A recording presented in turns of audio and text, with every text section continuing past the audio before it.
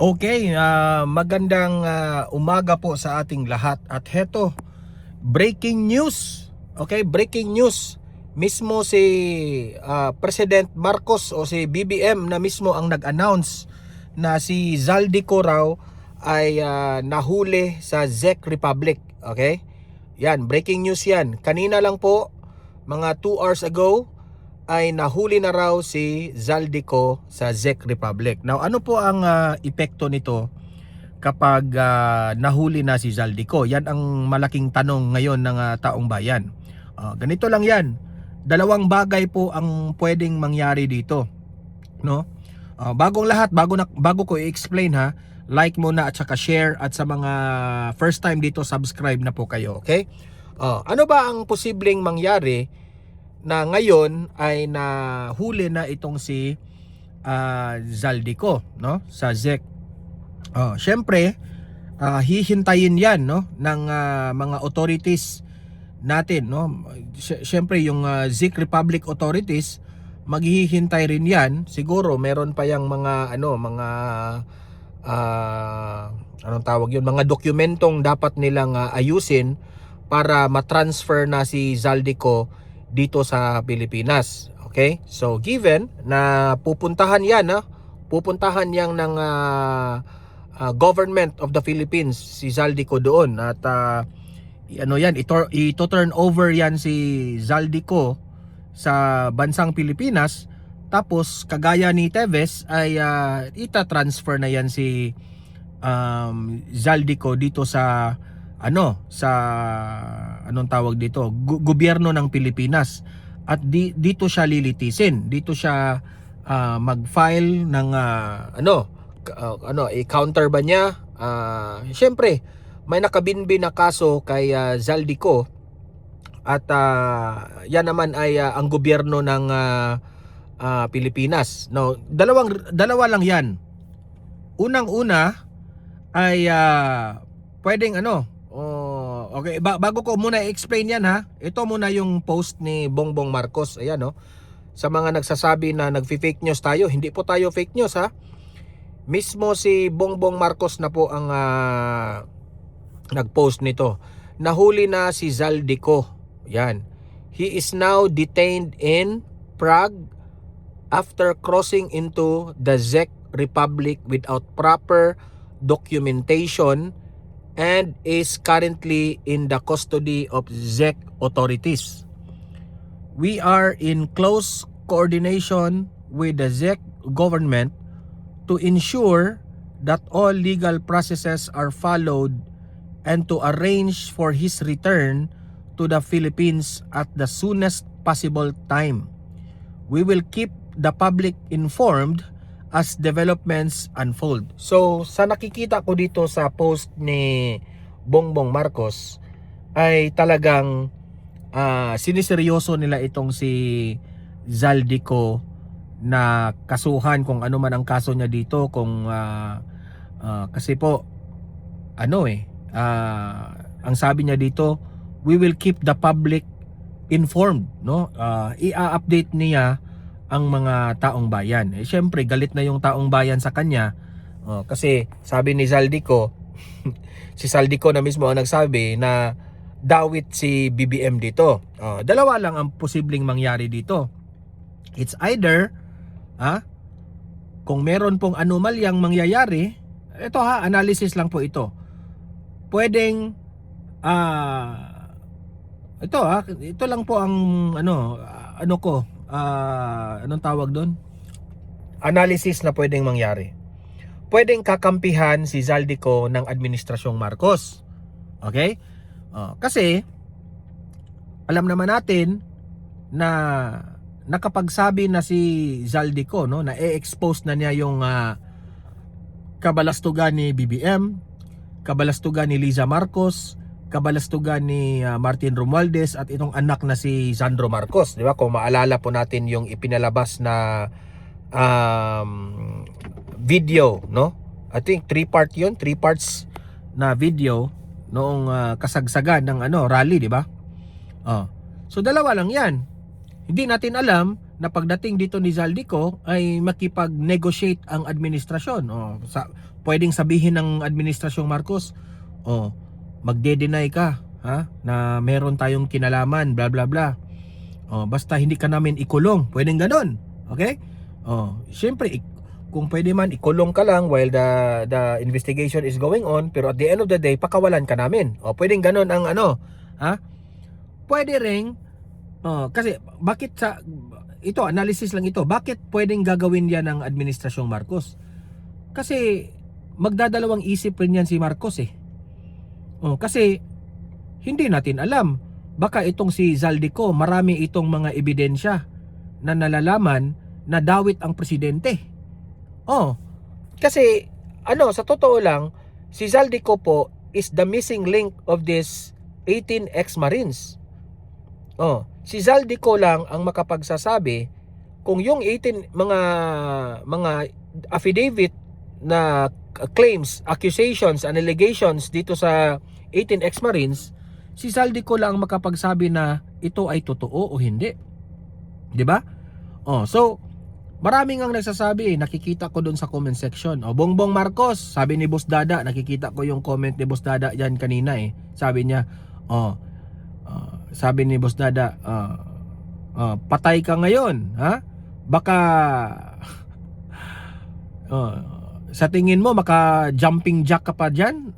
Nahuli na si Zaldico kasi sa pangalawang pwedeng mangyari, pwedeng i-expose ni Zaldico ang lahat-lahat. Okay? Ano ang nalalaman ni Zaldico dito sa flood control anomaly?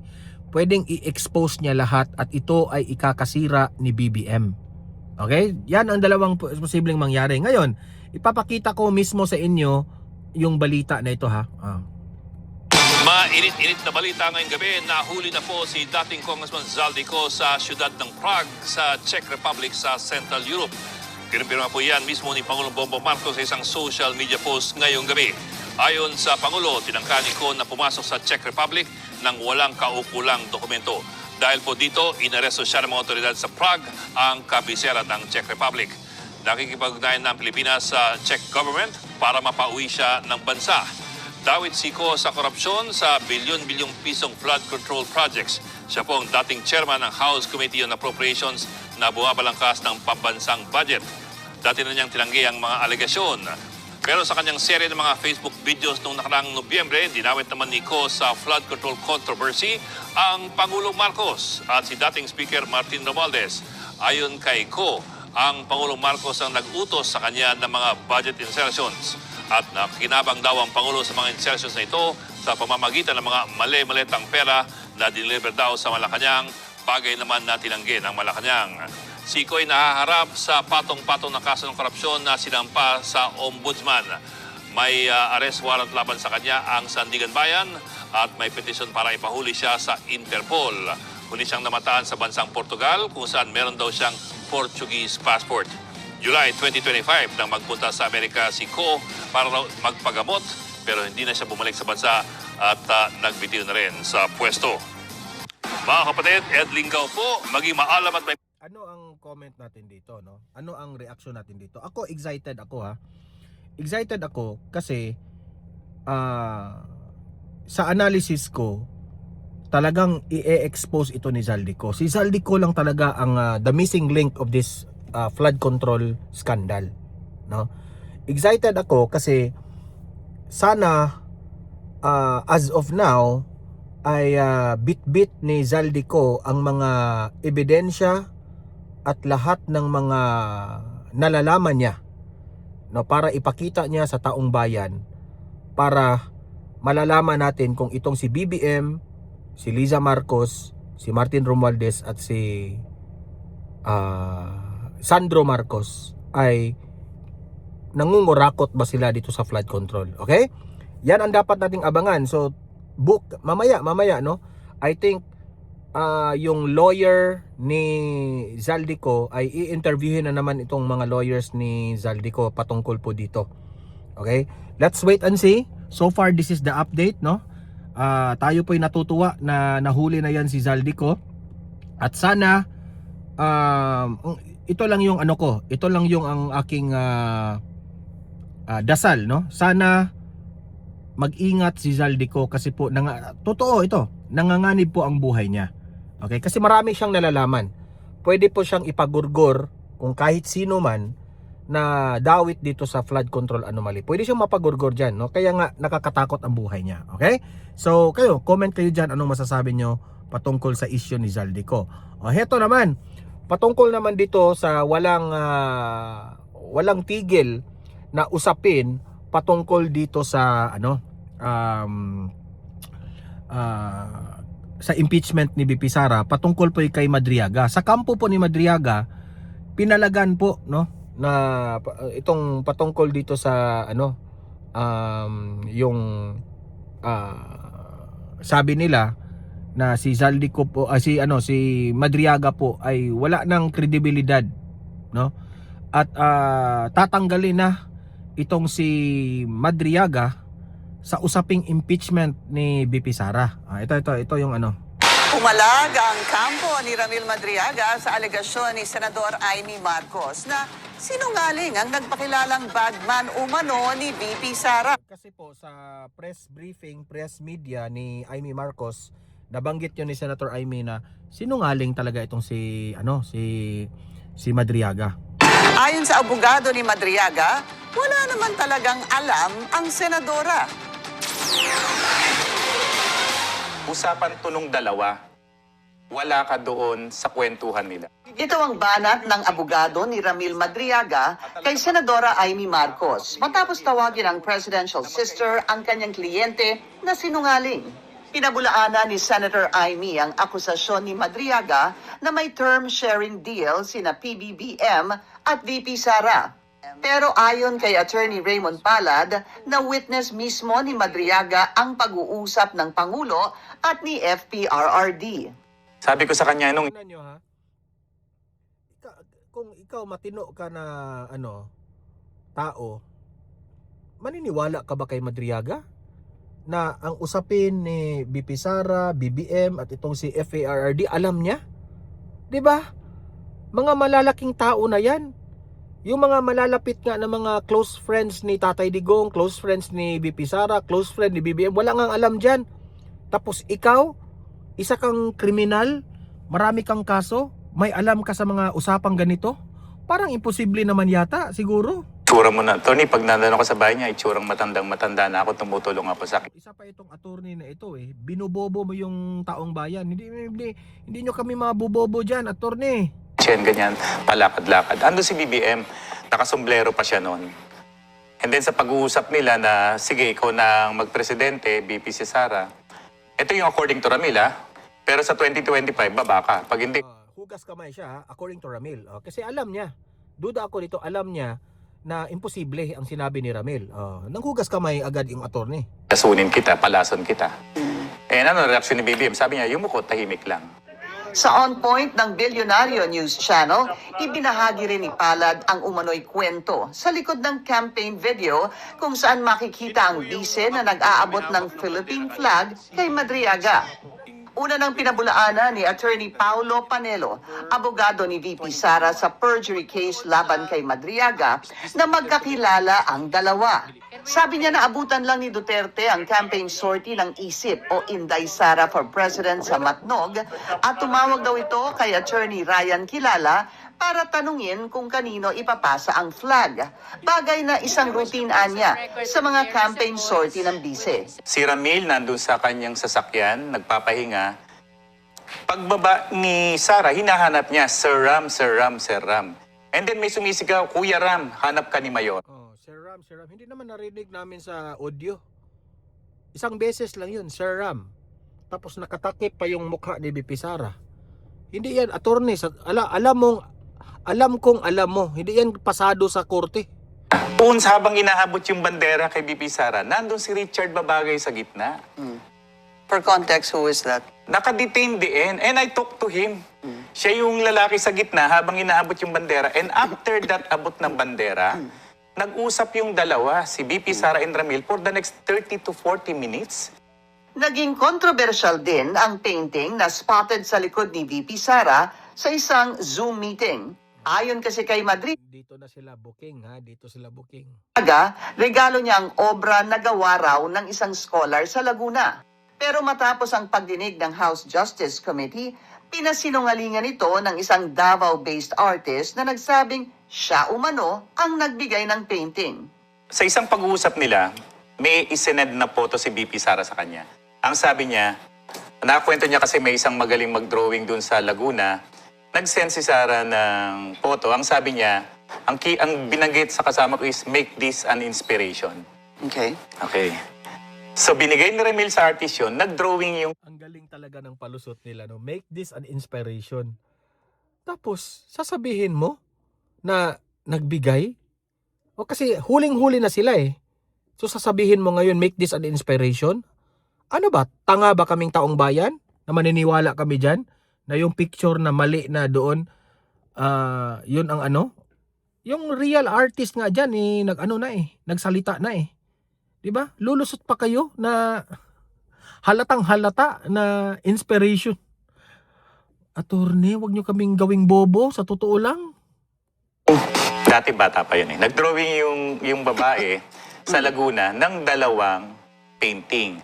Isa kay BP Sara, isa para kay Ramil.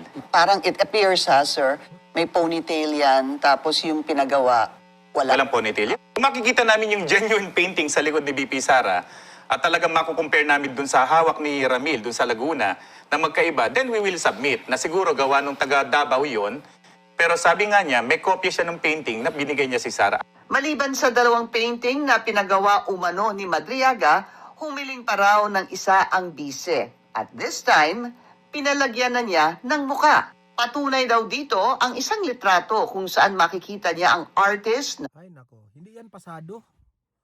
Halatang halata na dinoktor na ninyo ang ebidensya.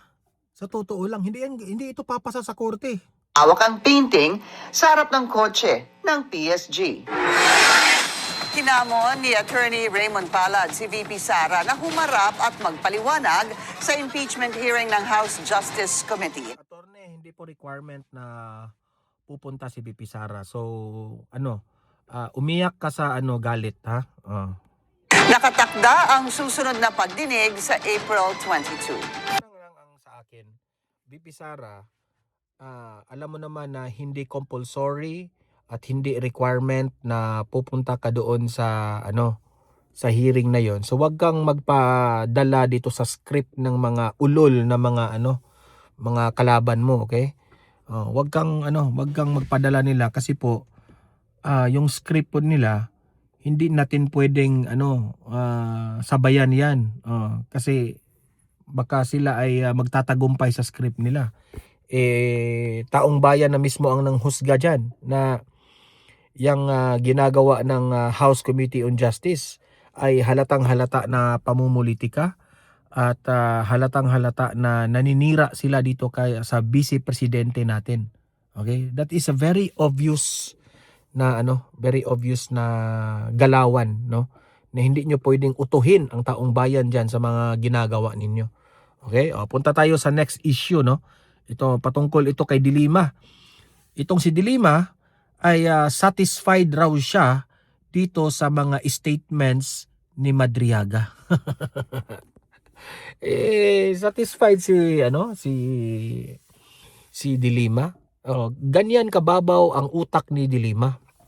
Ganyan kababaw na maniniwala kaagad si Dilima. Halatang halata si Dilima na pamumulitika rin. Alam ni Dilima na sinungaling si Madriaga. Pero pinipilit niyang, okay yung sinabi ni Madriaga, okay yun. 'Di ba? Alam mo, Dilima, pinagtatawanan ka ngayon ng taong bayan, sa totoo lang.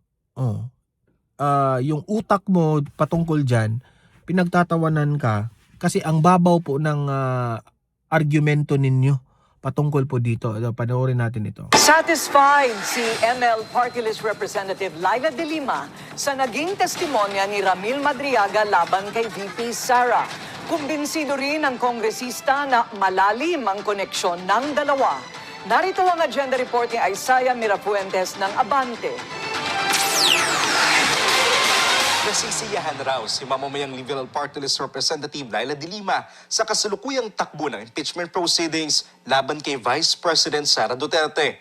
Siya Nasiyahan siya, sa tingin ko nasiyahan siya kasi kung ano-ano ang mga binabato ni Ramil Madriaga na mga issues eh. Siya naman paniwalang paniwala. Siya lang ang nasiyahan pero yung taong bayan parang ang tingin ng taong bayan, ano ba yung witness ninyo? Parang clown, di ba? nag-endorso sa isa sa dalawang reklamo laban sa bise na naideklarang sufficient in form, substance and grounds. Pero gate ni de Lima, hindi siya gumaganti sa mga Duterte. Wala po sa akin yan, yung paggaganti. Hindi gumaganti? Talaga? Sus, action speaks louder than words. Kahit sabihin mo 100 times, de Lima, na hindi ka gumaganti, pero yung action mo, halatang halata na desperado ka sa mga Duterte. Ha? Obsessed ka sa mga Duterte na makaganti ka. I'm always, I always uphold my record show since I entered public service. My record show that is always about truth, justice, and accountability. Wala po sa pagkatao ko yan na wala sa pagkatao ko yung mga revenge na yan. Sa pagdinig nitong Martes, napasinungalingan daw ang sinabi ni VP Sara na hindi niya kilala ang self-confessed bagman na si Ramil Madriaga. Isa sa pinaka-highlight nga talaga nung testimony ni Mr. Madriaga is that napatunayan niya. Para sa akin, na napatunayan niya na mayroon silang connection, mayroon relationship, working relationship. Dahil nga dinideny yan ni VP Sara. At kung paniniwalaan daw ang mga pahayag ni Madriaga, ay masasabing malalim at malawak ang koneksyon ni Madriaga sa pamilya Duterte. Bumuelta rin si de Lima sa mga kumikustyon sa mga resibong inilatag ni Madriaga. Kabilang ang By the way guys, dumating yung mga kasamahan namin. pinting sa likod ni VP Sara na ibinigay raw niya sa bise. Pero matapos ang pagdinig ay may umangkin ng nasabing artwork. Nakatakda si April 22 ang susunod na pagdinig ng House Committee on Justice kaugnay sa impeachment complaints laban kay Vice President Sara Duterte. At ang ilan sa mga inaasahang dadalo roon ay ang mga kabilang sa ipinasabina ng Komite ng Kamara na sina former Senator Antonio Trillanes IV na para sa unexplained wealth ng pamilya Duterte at si Ombudsman Jesus Crispin Remulla na para naman sa salin ni VP Sara. Para sa agenda ay Saya Mirafuentes. Abante. Manatiling nakatutok sa bill. Kayo na, ako, no, meron naman tayong iba't ibang opinion, no. Pero kaming mga DDS, talagang maniniwala kami na yang si Madriaga na yan, unang-una si Madriaga, sabi nga ni yung Congressman Rufus ba yun, no? Na sabit na si Madriaga unang-una in the first place. He is maganda yung term niya parang rotten yung witness na yan. Parang ganun. Parang sino ba namang maniniwala na may kaso? Tapos hindi ito ordinaryong kaso yung kay Ramil Madriaga, ha? Mga mabibigat po na kaso ito. This is robbery, kidnapping. Grabe.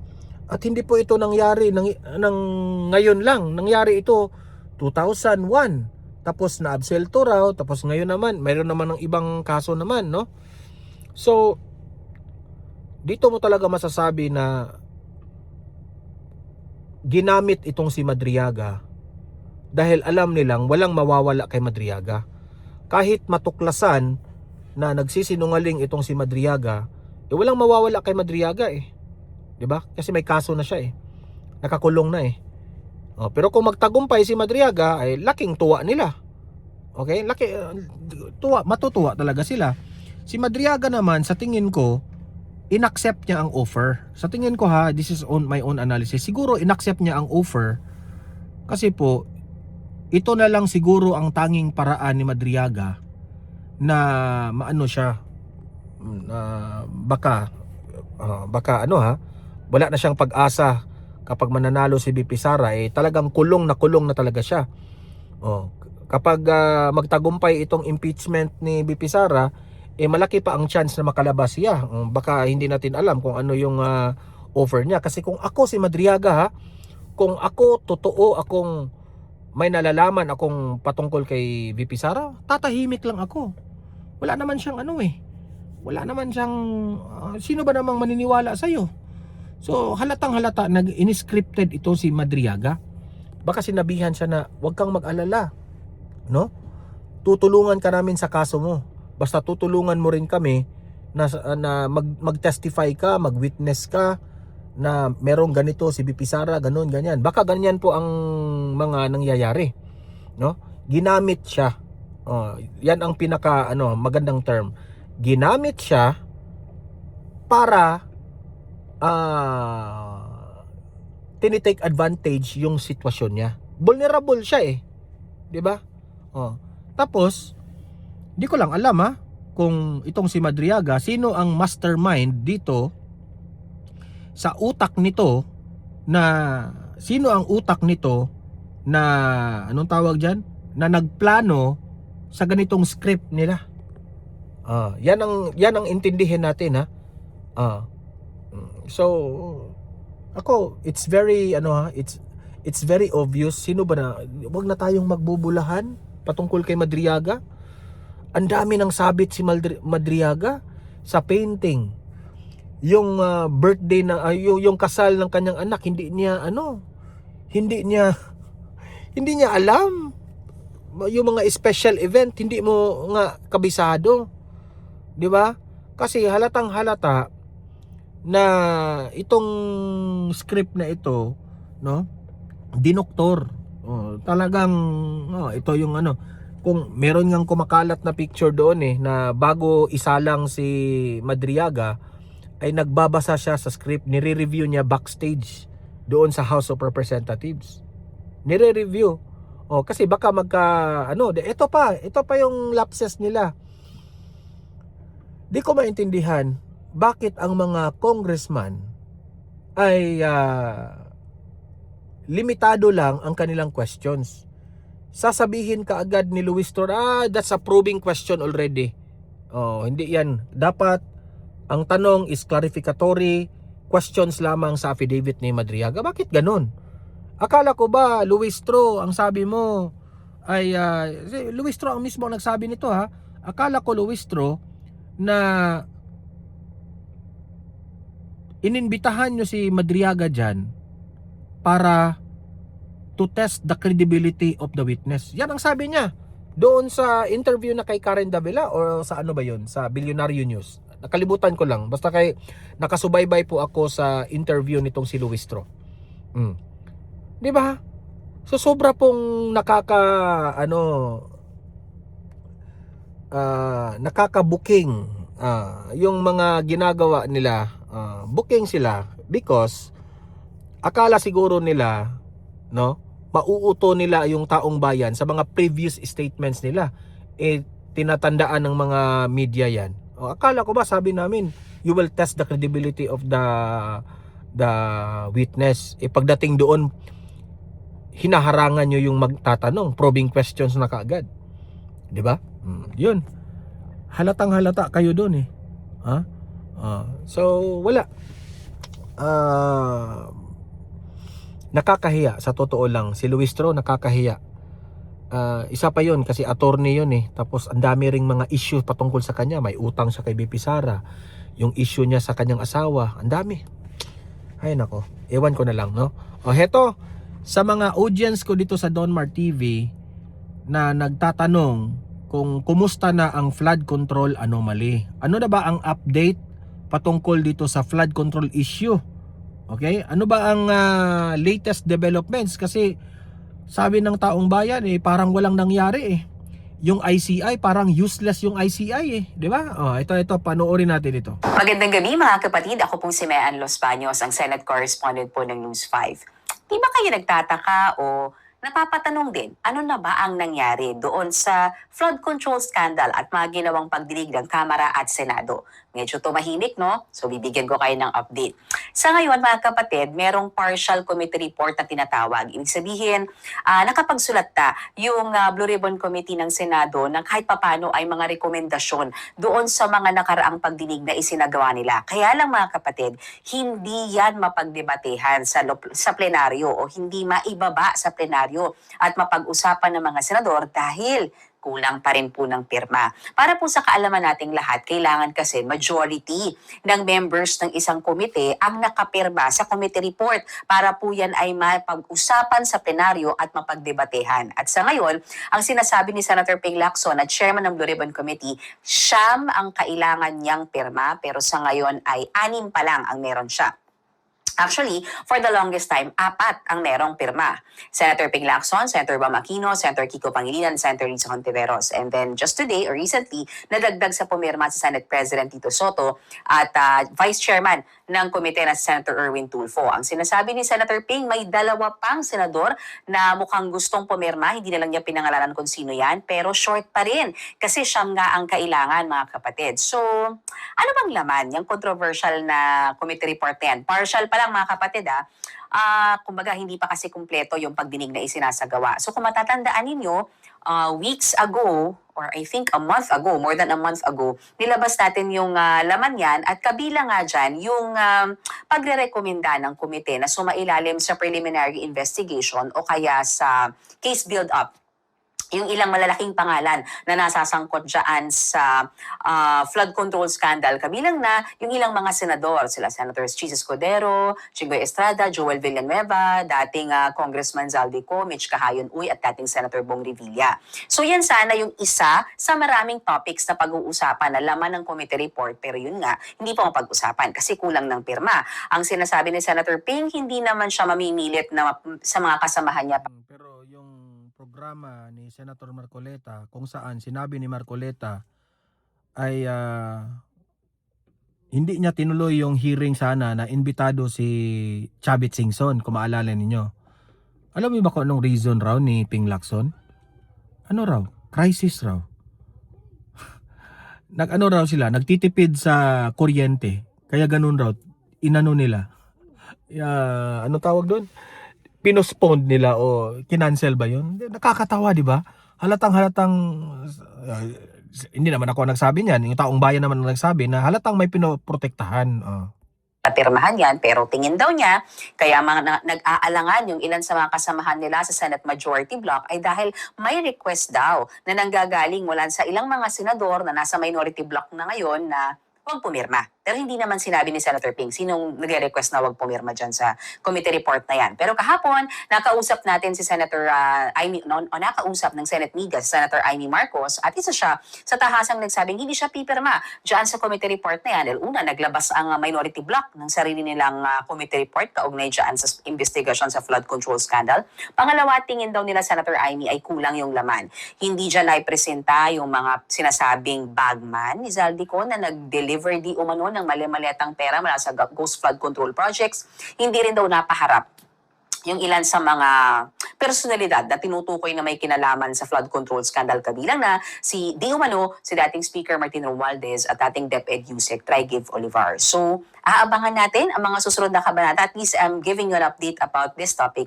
dahil medyo tumahimik at hindi na natin naririnig. Siguro natabunan ng issue ng oil crisis. But at least, from the Senate point of view, ay buhay pa itong issue na to ng flood control scandal and hoping na sa pagbabalik ng sesyon, baka mapag-usapan at mapagdebatehan. Ito, ang comment ko dyan, ngayon na nahuli na si Zaldico at kung makabalik na si Zaldico dito sa Pilipinas, sana na naman ay gawan ng paraan ni Senator Ping Lacson na maimbita itong si Zaldico. Yun lang ang sa akin, ha. Kasi malaking bagay po na maisiwalat ni Zaldico ang lahat ng nalalaman niya.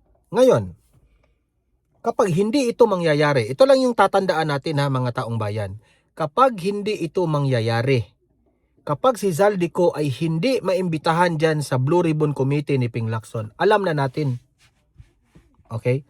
Alam na natin na takot sila malalaman natin ang katotohanan. Kasi ano yan eh. Alam naman natin na si Tito Soto, si Ping Lacson, ano yan, kaalyado yan ni BBM nung panahon ng eleksyon. Medyo may utang na loob sila kay BBM. So syempre, as much as possible, sa tingin ko in my own analysis, gagawin nila ang lahat para mapoprotektahan itong si BBM. 'Di ba?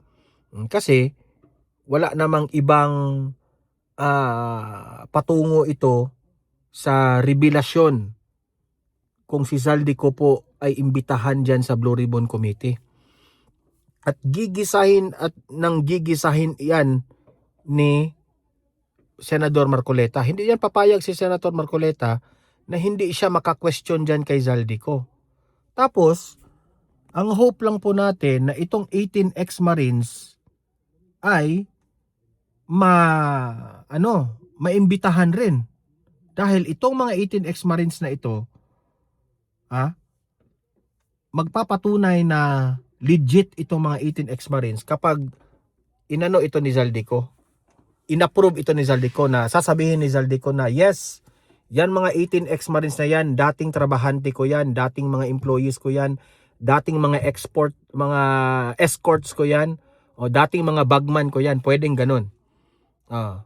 Kasi hindi naman siguro bagman, pero sila kasi yung ginagamit at that time na naghahatid ng mga maleta So I hope na darating yung panahon na pero sa tingin ko malabo na imbitahan si Zaldico, malabo yung 18 ex-Marines. Sa tingin ko kung hindi man yan mangyayari sa panahon ni BBM sa administrasyon ng Marcos, there will come a time na itong 18 ex-Marines na ito at itong si Zaldico, makakarating po ito sa Senate.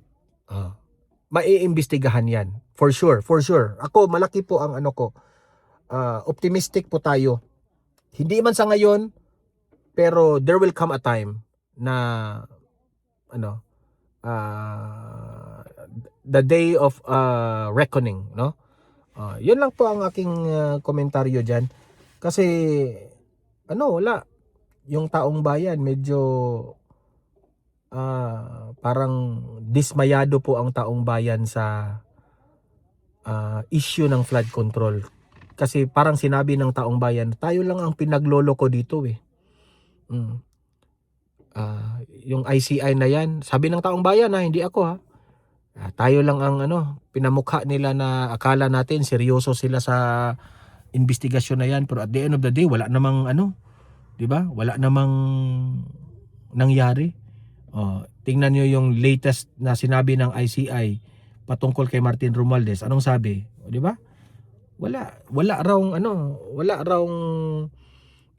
dokumento o link ni Martin Romualdez na siya po ay sangkot dito sa flood control. Ang tanong ko diyan, sino bang maniniwala sa ganyong usapan, 'di ba? Ang hinihintay po natin talaga si Zaldico kasi alam ni Zaldico na ano ang ginagawa ni Martin Romualdez.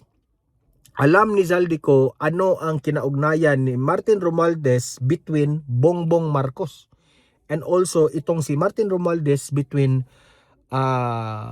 sino yun? Si Sandro Marcos. Alam ni Zaldico. Kaya excited po ako niyan. Kahit siguro hindi mapatawag si Zaldico sa Blue Ribbon Committee, at least magsasalita, magpa-press con sana atong mga lawyers ni Zaldico na marinig po natin ang side ni Zaldico. Kasi ang hinihintay lang po ng taong bayan dyan yung ebidensya Sana ikaw Zaldico ito lang yung masasabi ng mga taong bayan. Ilabas mo na lahat, Zaldico. Kung gusto mong i-save ang iyong sarili, wag mong angkinin, wag mong akuhin lahat ng kasalanan. Alam ko na meron pong mga malalaking tao behind na ginagawa mo. So ibulgar mo na lahat, Zaldico. Yun lang ang hinihingi ng taong bayan. Ibulgar mo lahat na para malaman na ng taong bayan. Okay? So guys, maraming salamat ha. Mag-comment kayo, mag-react kayo sa ating topic ngayon, no? Babasahin ko yan sa comment section. At paki-like at saka paki-share itong ating vlog ngayon para kakalat ito sa taong bayan. Marami na po ang makaalam sa nangyayari ngayon sa ating bansa, no? At sa mga bago pa lang dito sa aking channel, sa Donmar TV, if this is your first time, subscribe na po kayo kasi libre lang po ang mag-subscribe. Walang bayad yan. Updated pa kayo sa ating mga trending na mga balita. Okay? See you in my next video. Have a great day. Have a great night. God bless po sa ating lahat. Mabuhay ang Pilipinas and God save the Philippines. Bye-bye.